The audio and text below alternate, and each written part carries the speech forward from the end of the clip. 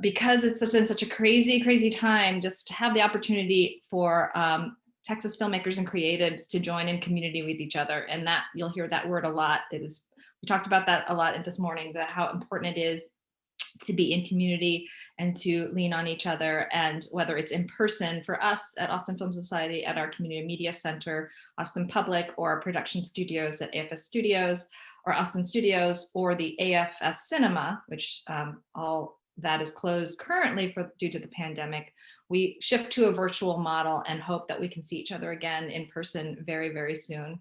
At the Austin Film Society, we really strive to make Texas a place that people can work and thrive in, and building that ecosystem means building people, supporting stories and filmmakers like the fantastic pair we have here, Channing and Neil, and those stories that really highlight and capture the communities in Texas that are not often seen. And so these are important stories to support and to encourage you all to continue to tell those really important, long-lasting stories.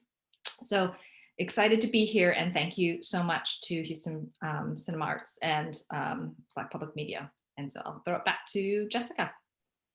Thank you so much, Erica. Just wanted to add also that there is closed captioning available at the bottom of your screen. You can just click on the closed captioning icon and make this, this workshop closed captioned if you like.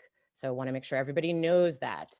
So we're going to get right into it. After Channing and Neil do their presentation, we're going to just some housekeeping I want to go over. We're going to have a pretty brief open Q&A session, and then we're going to have some breakout sessions, and I will talk a little bit about that in a bit. But without further ado, I want to share some more information about these brilliant genius filmmakers in our midst that have joined us today. So Channing Godfrey Peebles is a writer-director. She is an MFA graduate of the USC School of Cinematic Arts and one of Filmmaker Magazine's 25 New Faces of Independent Film for 2018.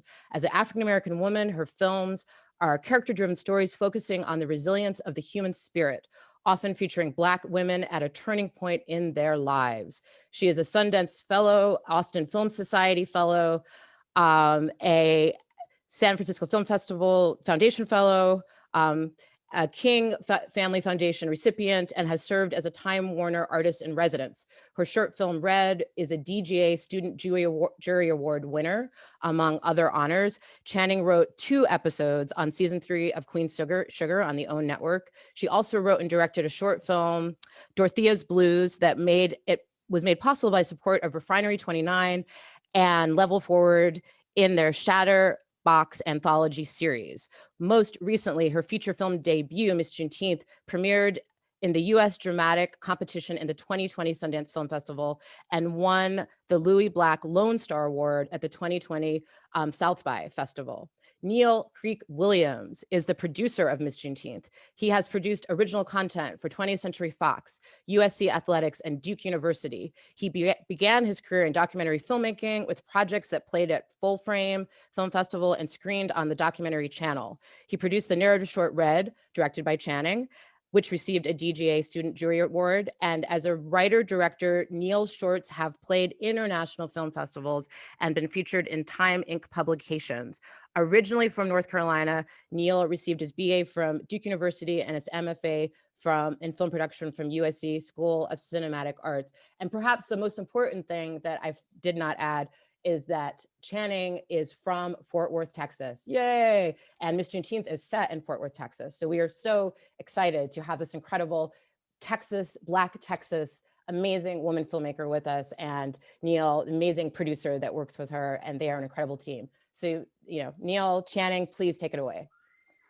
Well, thank you all so much for having us. Go ahead, Channing. No, you go ahead. I was just gonna give the disclaimer. Neil and I are a husband and wife team, and right around the time we found out that we were going to be able to make Miss Juneteenth, I discovered I was pregnant, of course. So that informed the film in a different way. And I just always give that disclaimer because we have a very active toddler that is happy to be with us as well. So I likely will be hopping on and off and handing it over to Neil to be on mommy duty as well. But I want to thank everyone for being here. This is such a special workshop, and one in which I was so excited to participate. And, we want to be helpful in any way we can. And also, it's helpful to us, to be able to kind of go back and, look at the journey ourselves, because in making an independent film, I feel like you have tunnel vision, and you're always in forward motion. And it's like, oh, wow, there was a journey, to get here. So hopefully we can be helpful, and thank you all for having us. Definitely. And I just wanted to piggyback and also just first say thank you to Houston Cinema Art Society, Austin Film Society, and Black Public Media for having us here today and creating this forum for people to fellowship and talk, and us to talk about the movie. So like Channing said, we have a toddler. So the way we're going to kind of do this, and I think it's going to be exciting, is we're going to talk about different clips. We'll show different, clips from the movie. And we actually have a mood reel that was very helpful for us to communicate the movie at the very germ early stages of the film. We'd love to show you all today. And then, Channing has some pictures that she used when she was making the movie that kind of helped communicate from idea to shooting. So we really want this to be an opportunity, like a workshop, to talk about how we were in Texas. We came to Texas. We kind of came up with the idea, brought on partners, worked with different nonprofits. We hope this is helpful for everyone listening to kind of see the beginning process. So yeah, and like I said, Chan and I will ping pong back and forth. Sometimes Chan's going to lead something and I may jump out, and vice versa. But we're here. So without any further ado, I just kind of would like to start. So Channing and I met, and Channing, fill me in if I'm missing something. But and we're going to try to be succinct. So we like to talk, so we'll try to keep it, right. Okay, so here's the thing. Channing and I met at film school at USC, probably 2010. Around 2013, she starts writing, telling me she had this idea for this movie, Miss Juneteenth. It had been in her for a long time, but I think 2013 is the first time I read the whole script. And I was really taken by it, and I thought it could be a really cool movie. So in 2014, we left LA and we came to Texas. Now, Channing is born and raised in Texas her whole life. Her thesis film, Red, was made in Texas. So she was at USC, coming to Texas, making a movie. I produced that film as well. And so we came back to Fort Worth in 2014 to start this movie. Channing, am I missing anything? Is that the right setup? You're good? It's mostly right. Okay, cool. One of the things that we were doing with that was that year we were running around Fort Worth. Channing actually was a stand-in for Turquoise at the time, just because that's who was available and we knew we could call at a moment's notice.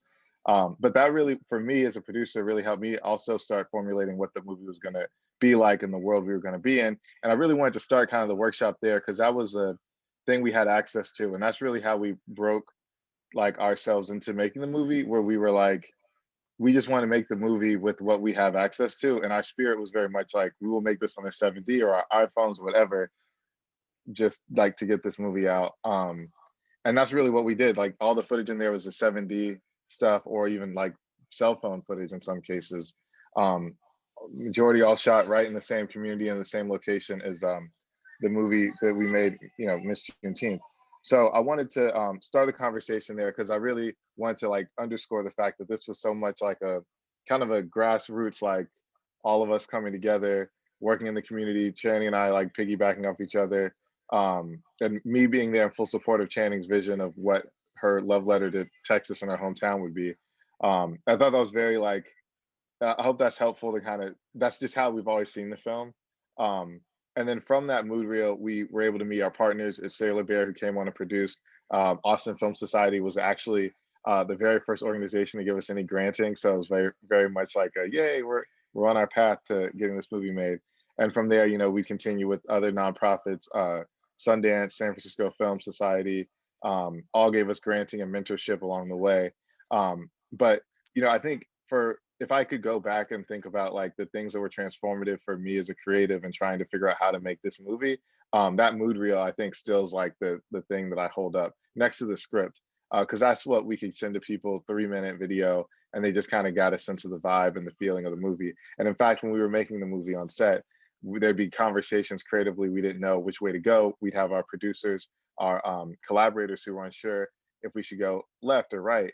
And you look at the mood reel and the answers are kind of right there, because we just wanted to keep pursuing how we felt during that mood reel in the movie. And I want to just kind of start there, because I feel like this journey was a film about trying to empower ourselves to make the movie we wanted to make. And I think that, you know, when I think about the mood reel, that was like the first step. I think in like having a language and a thing to point to say, this is our, you know, this is literally like our, this is what the movie feels like. So I hope that that was helpful. And I think that, you know, from there, everything else kind of flows. Like Channing had this great script. We were in the community, but I think in Texas, Texas is like a huge state and has so many specific like pockets of different, you know, communities to spotlight. And we wanted to tell a specific story about a community inside the inside Fort Worth, right? And it may not represent all of Fort Worth, and that's okay. It just needs to represent like that South Side historically Black district of the city that Channing's very familiar with, and I was able to kind of come in and learn from. So yeah, I really wanted to make sure that I'm glad that we had a chance to start there. Channing may jump in. She has some more pictures I think to show. She'll be there. You go. Yeah, I'm here. And Neil and I should switch off now. He should come get his child. I'm coming.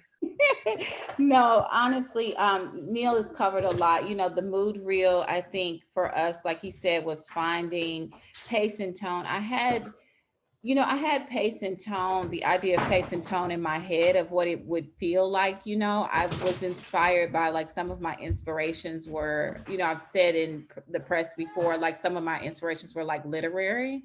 So, I grew up and I'd read like Toni Morrison and like Alice Walker and like all these other like literary greats. And they literally gave me kind of I think a complex idea of a representation of representations of Black women, and while I wasn't seeing those in cinema, I still found those in literature. And so that's what in my head, I, want the kind of roles that I wanted to bring to screen, especially for Black women. And so when we were kind of conceiving of the film, that was in the back of my head. I also, have been very inspired by, the work of Charles Burnett and like Julie Dash. And I love Jonathan Demme. And, there are a lot of filmmakers that I love that have a really like intimate, humanistic, poetic tone. And so all of these pieces just kind of came together to make Miss Juneteenth. I also was especially informed by the community and really wanted to authentically represent the community. And so there's many people that are in the community that are actually in the film as well. And let me just 2 seconds, sorry, I'll get my notebook so y'all can see kind of visual.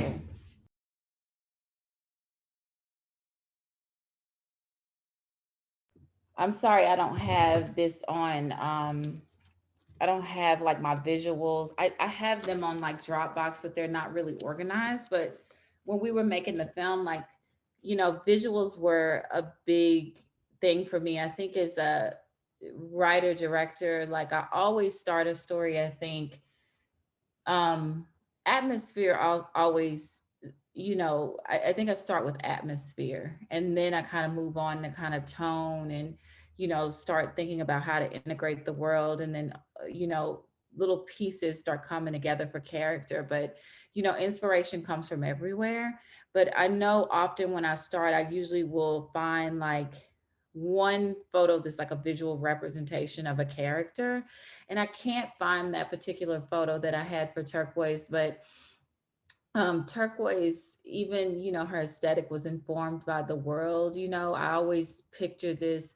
It's obviously a film that thematically navigates Juneteenth, that happens in the summer. I knew the film would occur then. It's my favorite time of year anyway. And, Texas in the summer, I feel like the world really comes alive. It's really hot, but folks come out their houses and like, even Turquoise's look was informed by the world, just like our headscarves, at the bar, like you can see in the mood reel, like that was the direction that I was thinking. And then, even the shorts and the tank tops in the summertime, and the world always feels so, colorful and people live out loud. And so I wanted that represented in every way. I had done different like notebooks that, showed, and it's going to be hard for me to show you like different visuals and stuff here, but they basically show kind of the world, or the world the way I imagined it. Like these are some kids that are dressed as Buffalo Soldiers that were in the parade, and they're just photographs. They could be older photographs, like these were some of the cars, the character cars that you saw in the parade, just like the horses and things like that. Neil talked about how we were living in the world, and so we would go to the parade every year, and there's the man and barbecue. But these were just like visual representations that I started to collect of the way that I wanted to represent the world on screen. And like this particular book is like locations, like when we would go out and we would shoot different things. Some of the pictures we shot ourselves, like these, and some, are just visuals from the world. And so, this is kind of hard to see, so I won't belabor this, but, there was just notebooks and notebooks of visuals. And that's how I also communicated with my collaborators as well, who weren't from the world, but I had to be the guidepost and say, this is what the world looks like. This is what it is, and so, and then once they got on board, I created books with my production designer and also my cinematographer. So, we got very specific and in the weeds on these things because I wanted to make sure that I got the world right. And I'm trying to see if I have another, also have another notebook that's more, oh yeah, I should show you this. I have another notebook. So the one that I just showed you was like locations, but I also have a notebook of portraits. Like I was telling you, I get inspired early on by just like the visual of like people. Some of these you won't be able to see. I'm trying to find the larger ones. There's Chadwick Boseman. Oh my gosh, such an incredible actor. But just portraits and things like that. Some of these are, I think these are Gordon Parks. I was definitely inspired by Gordon Parks' segregation series.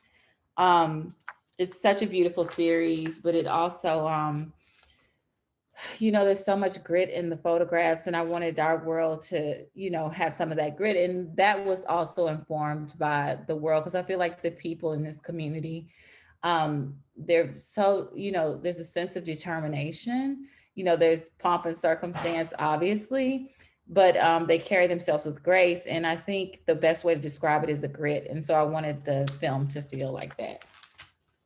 But anyway, these were just some of the some of the methods that I used. Do people kind of have questions? Because I hope that I'm not over talking.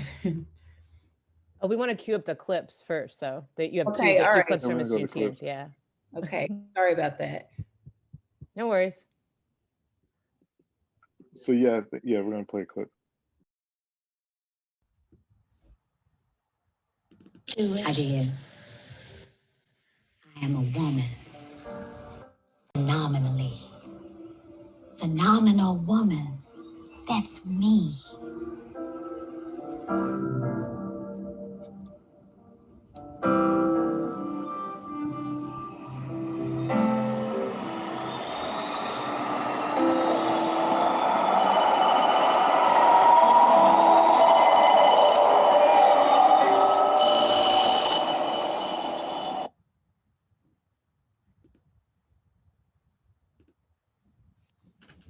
Hello.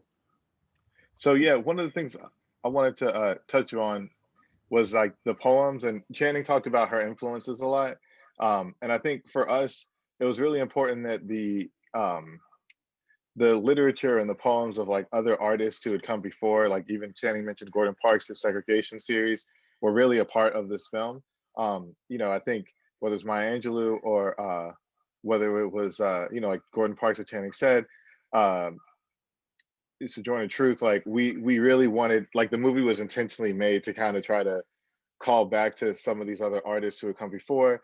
and really, grappled with questions of what freedom meant for them at the time. I think, um, and freedom, not just as a Black American, but as a Black American and a woman, as a Black woman, that was very important and foundational to like how I think Channing conceived the film. So an early thing we had to do with the movie was figure out how we're going to get this poem "Phenomenal Woman" from Dr. Angelo, and that was a process that when we brought on our partners, producers, and even financiers, like that was one of the first things we talked about.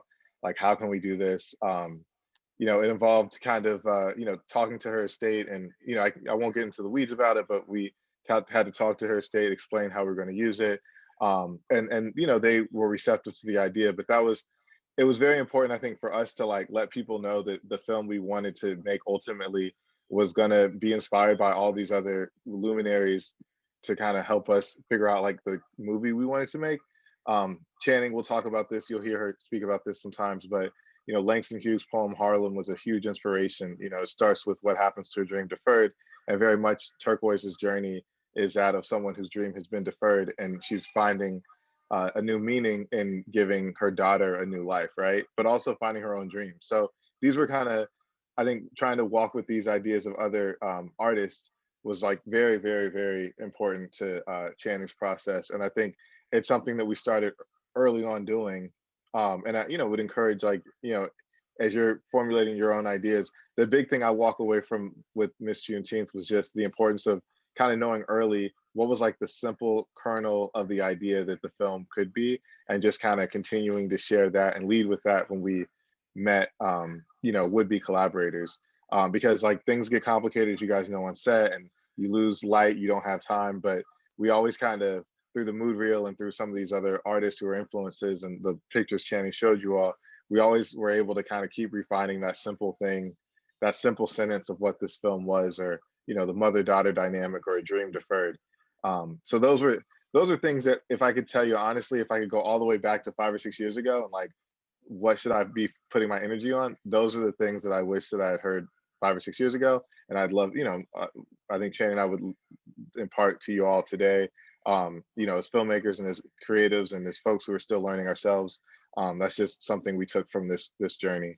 Yeah, I mean, there's one more clip I think we could show, but I want to be respectful of like our time and presentation. So if we can show that last clip, I think that's a great segue to talk about some of the history components that are in the film, and then we go from there.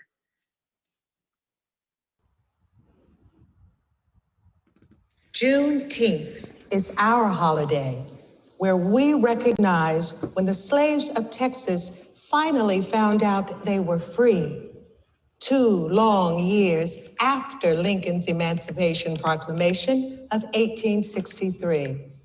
The date was June 19th, 1865, now known as Juneteenth. So you see, ladies, not only will you represent your beautiful selves, but our history as well. And now, our reigning Miss Juneteenth, Sonia Colbert. As the winner of Miss Juneteenth, you will receive a full scholarship to any historically Black institution of your choice. Sonia has chosen Texas Southern University to attend in the fall. We are so proud of you, Sonia.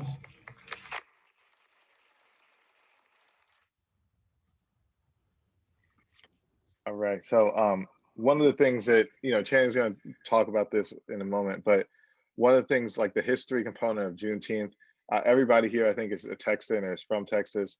But I'm not from Texas, I'm from North Carolina. I knew about Juneteenth as a teenager, but I didn't know the full extent of how important Juneteenth was and how it was celebrated in Texas until I started the journey of making this film with Channing.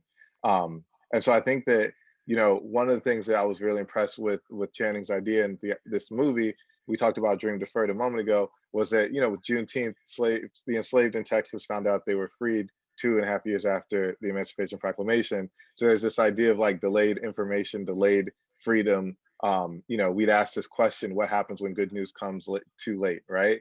And so wanting that to kind of weave through the personal story of Turquoise was something that Channing really kind of started the conversation on with the film. We wanted to mirror in some ways the delayed information, the delayed freedom of those enslaved in Texas with that of Turquoise kind of figuring out her own journey and freedom, what that meant to her. So for us, you know, people have kind of pointed out that there's a historical component to the film, and that's for certain because there's a real life Miss Juneteenth pageant that we modeled the film after, but it also was artistically something that Channing wanted to weave Turquoise's personal transformation against the backdrop of this holiday.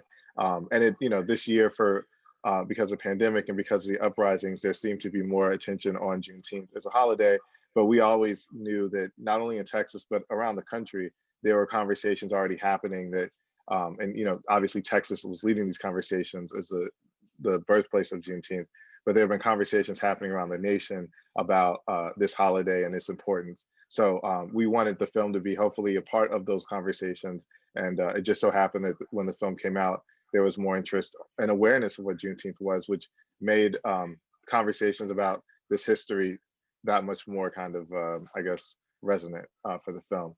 And then I'm gonna let Channing kind of hop in and offer her opinions about everything too. Yeah, we're doing pass the potato, pass the baby. So thank y'all for your patience. Yeah, we had, you know, it's interesting, Neil was talking about the history. I saw that people had a couple of questions in the chat. I was just trying to, you know, I think people had questions about, we showed the clip. Okay, people were asking questions about Nicole Beharie and casting. I'd love to be able to talk about that. I really, my background, I have a background in theater, and like I was saying earlier, you know, I'm really someone who I think is informed by the world as a filmmaker.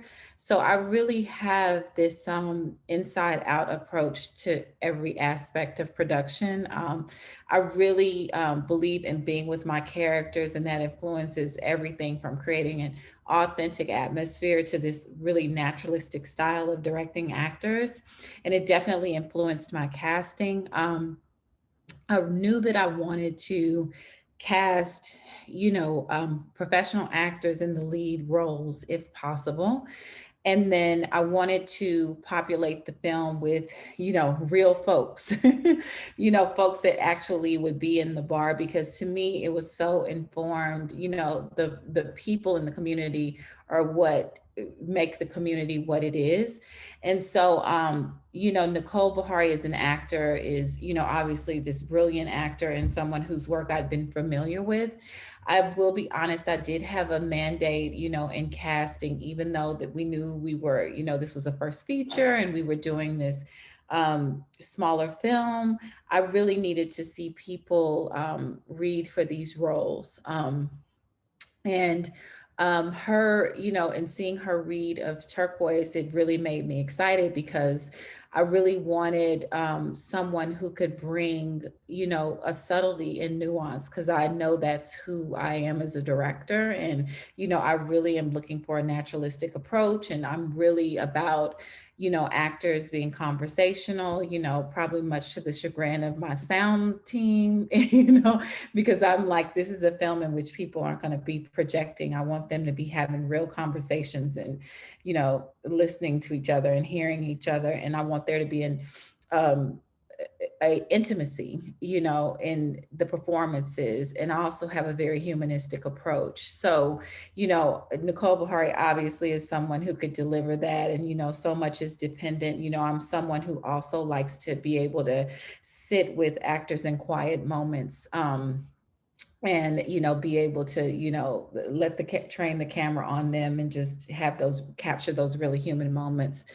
And so that's how that casting came to be. And then Kendrick Sampson, who plays Ronnie, you know, her husband in the film, He is actually a native Texan, but he's someone who I loved, his read of Ronnie, and had, a lot of that same subtlety and nuance. And then Alexis Chikeze is a newer actor. This is her first feature film, and she's someone who auditioned for the role, and I just got excited by her audition, because it just the description of her, I think, in the script is something like, I'm always misquoting this. I wish I had the script in front of me, but starts something like, Kai 14, her eyes look like they've seen too much too soon.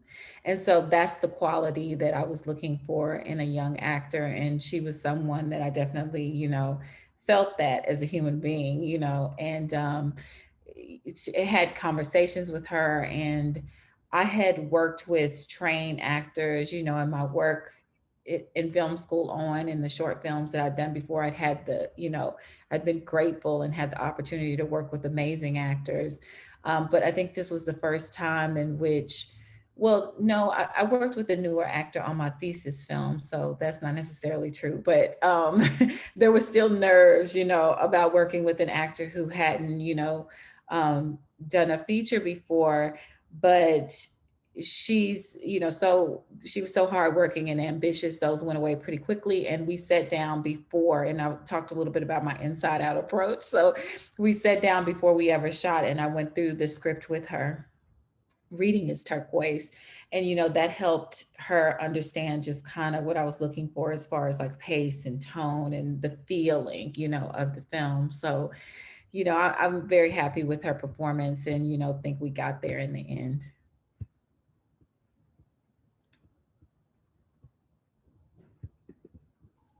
Hey, Channing, we'll take some questions on camera so that people can interact a little bit. Oh, nice. Yeah, so folks, we're gonna do this the same way we did in the morning workshop. If you would like to ask a question on camera, please raise your hand and you will be viewed. And if you wanna ask your questions just in the chat, just send them to the chat, and we'll go back and forth between on camera and chat, just so we have some interactivity. So anybody that has a question, please raise your hand and we'll call on you. Any raised hands there? Looking for some raised hands. Got any? Anybody else seeing one? Oh, come on. We must have some on camera question. Oh, there we go. Okay. Yes. Thanks, Leticia. Hey, how are you doing, Channing? It's good to see you. Hi, great to see you. So here's a question. I'm going to go towards the shoot itself. And I don't think you mentioned it before, but I'm not sure. Did you shoot chronological with the evolution of the story, or did you guys move things around? And how, if so, how did you manage that? What was the decision for it, and how did you manage that in terms of pulling those beautiful performances from your actors?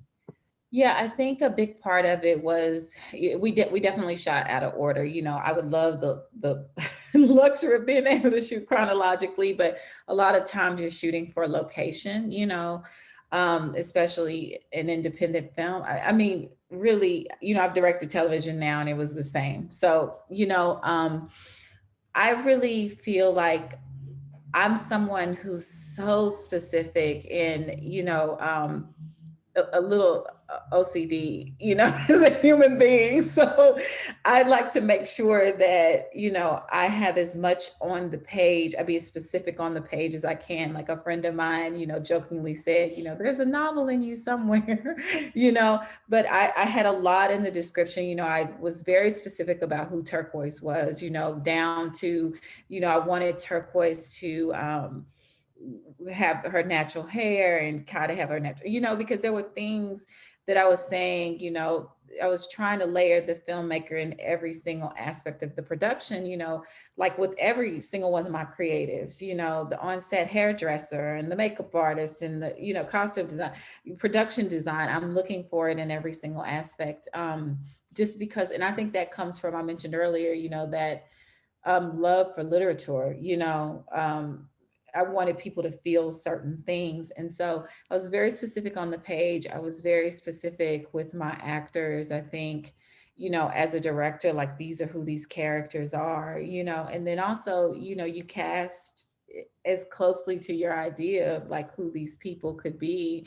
And so that was amazing. But I think also in the process, like for me, I know the film school is not for everyone, but it was really helpful for me because it helped me, really, it gave me a space to artistically really start to understand, what kind of filmmaker I wanted to be.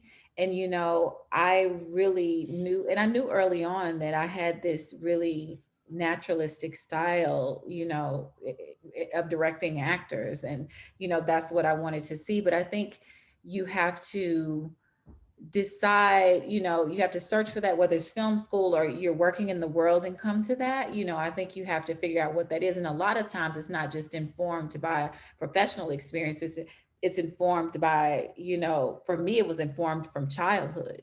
Like I can remember my mom taking me to a, I've got Texans on the phone, but I remember my mom taking me to a local community theater that she was really involved in our neighborhood called Sojourner Truth.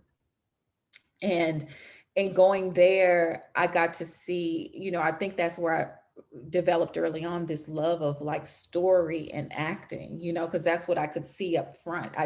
There wasn't language for, okay, you can go off and you can be a film director, especially not as a young Black woman at that time, but it did give me this love. And I could just remember, it was a place in which I saw complex Black plays. I remember seeing Pearly, I remember seeing For Colored Girls, all like community run productions, with real folks stepping into these roles. And that was really powerful for me. And it's obviously something that stayed with me because like I have this very community-based approach, I like real people in my films, and so I think you have to look back and see what informs like what kind of storyteller that you want to be or what kind of style in which you want to tell stories. I'm gonna pull one from the chat for you, Channing. This is an interesting question. How did you reach out to the Maya Angelou estate?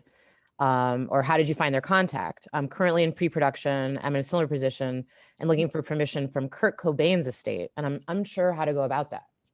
Oh, wow. This is a Neil question. So can we reserve that question? Okay. Neil's back. All right. I can jump in. So yeah, that was a lot of asking people who knew her. And just like, I'm from Winston-Salem where Dr. Angelou spent the last years of her life. So it was a lot of asking family, friends of friends who may know someone from the family who could put us in touch. But that was literally, it wasn't like I called up like a legal department and was like, hey, how are you? It was definitely like, hey, in the spirit of how the movie was made, hey, you may have known me from church and I'm making this movie, and do you know someone who can connect us to someone who, it was very much that. And even still, like, we sent a letter to the estate, the family, just kind of saying why this meant so much to us and our connection to Dr. Angelo and what Channing was doing with the film. And all those things were a part of, how we got there. So I just was shaking as many trees of people I thought knew her, and that was how that happened. So we're back to that same community-based approach. Totally. I hope that in listening to our story, and it would probably take, 18 of these sessions to kind of understand, how we made the film. But I hope if you leave with nothing else, you understand that it's doable. And, we wanted to make a film that, I've really conceived of this film in my own community. It was inspired by the women in my life, the women in my community, in my family, myself, most especially my mom. My mom, if I didn't mention this earlier, Turquoise, that character, really is based on me seeing my mom, trying to navigate her own dreams, while juggling raising children. And, I mentioned earlier, my mom would take us to this community theater. My mom had her own artistic ambitions, and she kept them alive through things like that. And, that's why I think today, like I look back and I'm like, okay, that's why, like, we just had this mentality. I know Neil mentioned earlier, our approach was we were going to do it, you know, whether it was with our iPhone or a 70 or whatever, we were going to make this movie, you know, and fortunately we had the backing of, you know, incredible organizations like this one, you know, Austin Film Society and San Francisco Film and Sundance Institute, you know, that helped us started seeing the film at a greater production value. And the But Westbridge Foundation, I can't forget them, sorry. West, I mean, I can't, you're right, absolutely. And Rainin as well. I mean, we just had incredible people that, you know, helped open our minds to, you know, eventually what the film could be. But we were going to make it no matter what. And I, you know, encourage people to, you know, say, just to believe in your story and, you know, believe it, that it deserves to be seen. And, you know, I know that that's kind of, we have a film behind us now, you know, so that's sometimes hard to imagine. I used to go to things like this and be like, you know, where do I start kind of thing. But, you know, it starts on the page, obviously, and that's something that comes from you. And I just want to piggyback. Oh, sorry, Jessica, go ahead. Oh, no, go ahead. Yeah. I see a question here about how did we get the producers who came on board to believe in the project, and to piggyback on Channing, it was the script. Channing's script really was, I think it captured the world. People would read it from different parts of the country and could feel the sweat and the heat from Texas in there. So she was a very specific writer. And I think that was really our entry point to a lot of the connections and relationships we'd make. In addition to making that mood reel, the first year we were out here, we also would send the film to different competitions and screenplay competitions, grant programs. And that's how we got the money initially to kind of keep going.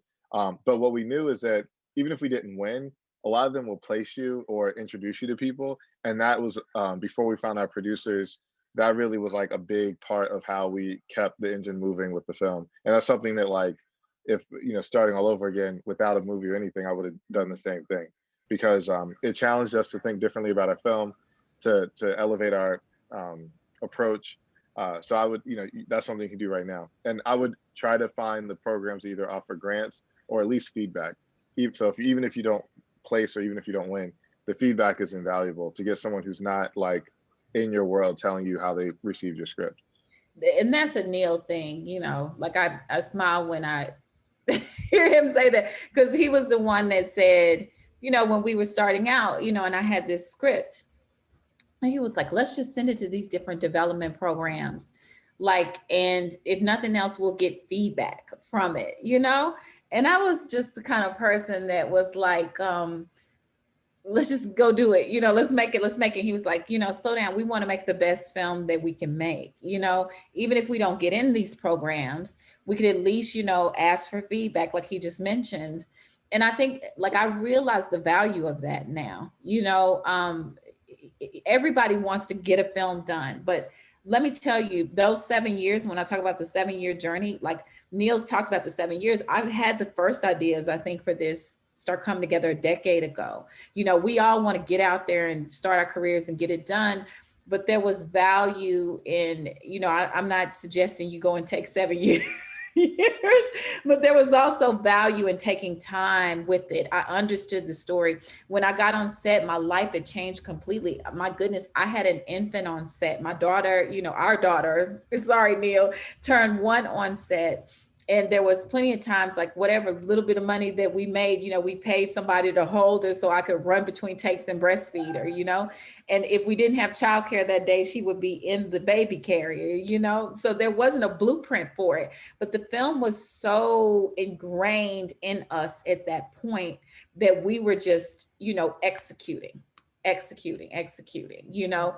And the happy surprise of my daughter even changed it, because I understood turquoise in an entire new way. So when you even ask me, you know, even in directing actors, you know, I had this very tough love version of turquoise on paper.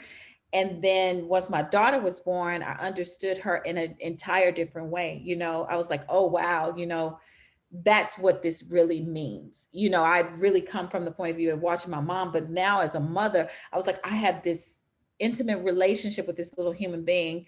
And while I was experiencing that joy, I was also experiencing this terror, because we'd been starving artists for so long. And I was like, how do we take care of her and provide for her, kind of thing. So I was understanding the juxtaposition of what Turquoise was going through emotionally. And I poured that into my directing as well. One more question from the chat. Was Miss Juneteenth fully funded prior to shooting, or did you shoot it first with the hopes of selling the project? What were the peaks and valleys in completing the film in the way that you did? Yeah, no, we were fully funded before we started shooting. And that was we were very fortunate that that was the case. We received grants along the way, which really helped kind of relieve some of the stress that you have when you have your budget and you're like, this is what we need. And then, maybe you want an extra half day to do something, or maybe you need some extra sound work or whatever it is. It really relieves the stress of worrying when you can get a grant to supplement and help you like achieve that extra push you need creatively. And then peaks and valleys, it's tough because every film has its setbacks, right? And at some point you get on the train's moving, and it's always helpful to have your start date. Like, we're shooting this movie regardless.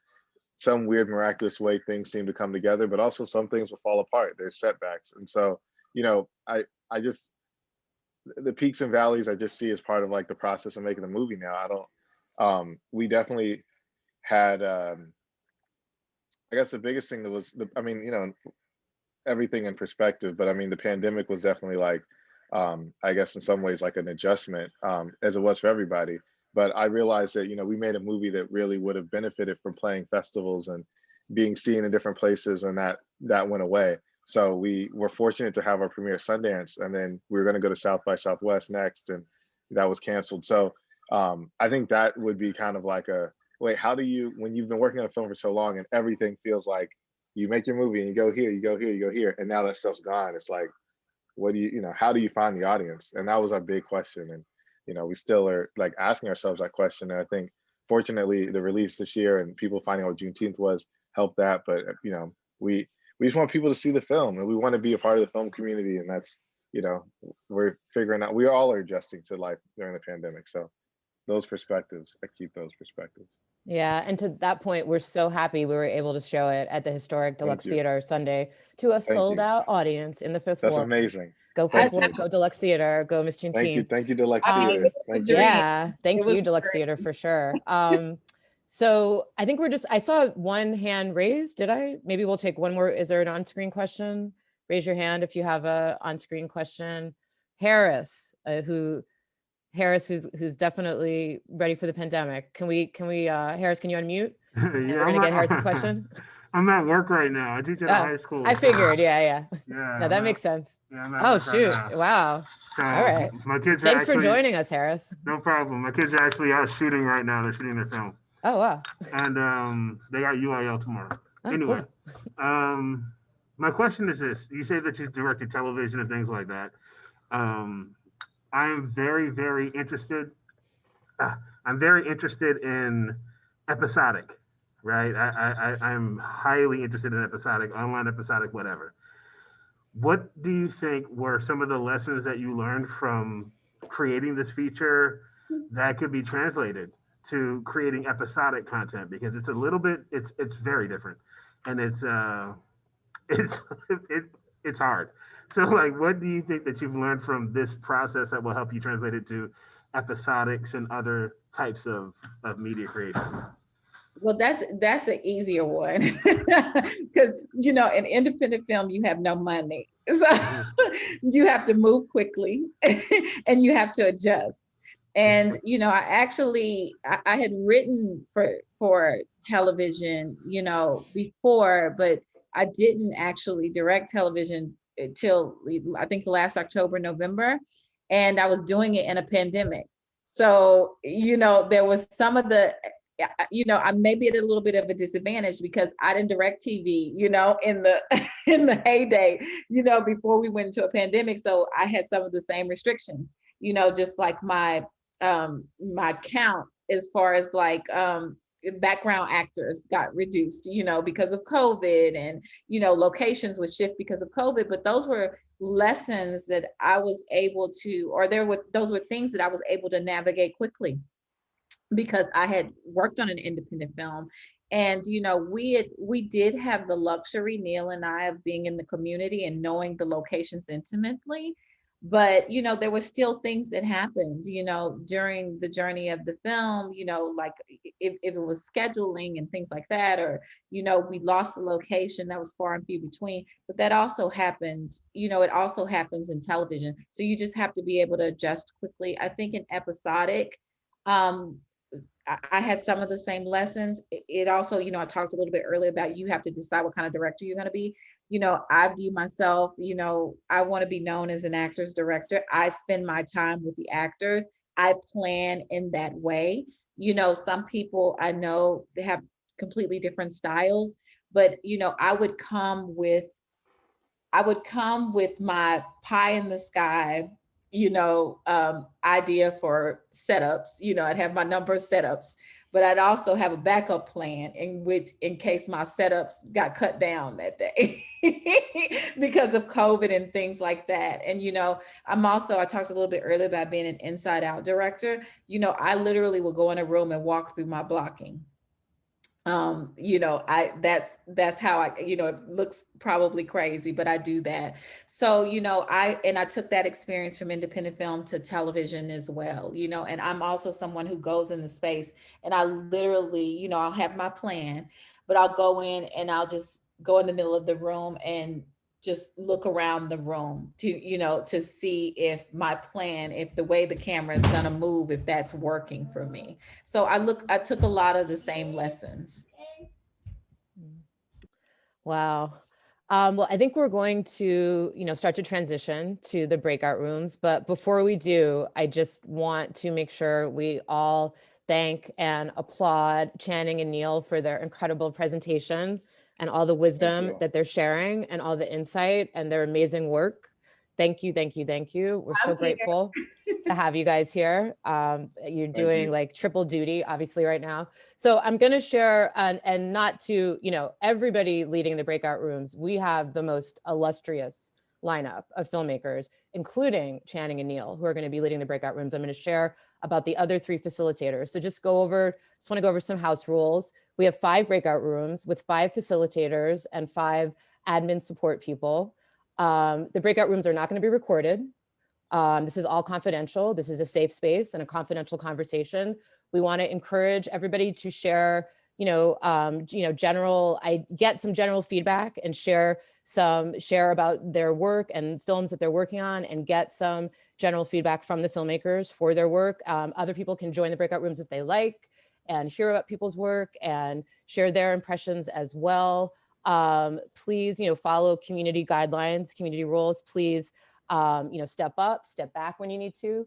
Please share the space with your fellow breakout room folks. And yeah, we're gonna do about 30 minutes of that, and then we're just gonna do a quick wrap at the end of the session. And we're gonna have a mixer this afternoon on GatherTown. So I want to just share about the 3. We have 5 filmmakers doing the breakout rooms who are all incredible and illustrious. I wanted to share about the other 3. You'll be randomly selected to go into the breakout rooms, and you'll be working with talking to any of these incredible filmmakers. So besides Neil and Channing, the other filmmakers are Yaki Smith, whose films have received worldwide acclaim, screening and winning awards at over 100 film festivals. The Directors Guild of America, the Student Academy Awards, HBO, Showtime, the City of Buffalo, New York, which proclaimed February 23rd, 1913 as Yaki Smith's Day, and the City of Cincinnati, Ohio, which proclaimed October 6, 2019 as Yaki Smith's Day, have honored him. He is currently an Associate Professor of Film and the Associate Dean of Diversity, Equity, and Inclusion in the Moody College of Communications at the University of Texas at Austin.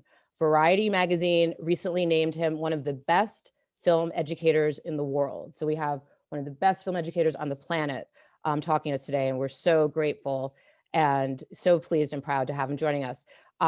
Secondly, also incredible force of nature. I'm so glad I have come into contact with this filmmaker who is just a powerhouse. Isaac Yeoman is a director, cinematographer, writer, producer. He is part of Sony Pictures Incubation Lab, and he directed content for Netflix, Marvel, Viacom, Adidas, Airbnb, and more. He will serve as the executive producer on the upcoming DJ Screw biopic, All Screwed Up, a feature film currently under development with Columbia Pictures. Alongside DJ Screw's family, Isaac is simultaneously directing the upcoming feature unscripted documentary Chopped and Screwed, the final mixtape. Yeoman is also a 7-time multi-platinum Grammy-nominated music producer and a native of Houston. And then lastly, we have an incredible veteran in the field. Martin Jones is a 2-time Emmy Award-nominated producer, creative innovator, an executive who specializes in producing and directing diverse teams of talented artists and technicians to create memorable and entertaining multimedia content. He is the studio director for Austin Studios, which is operated by the Austin Film Society, one of the nation's leading media nonprofits. And then behind the scenes supporting on admin, we have myself, we have Lawrence Unger, we have Michael Robinson from HCAS, Houston Cinema Arts Society, we have Max, and we have Erica from the Austin Film Society. So we'll see you in about 30 minutes. Share your ideas, enjoy. See y'all later.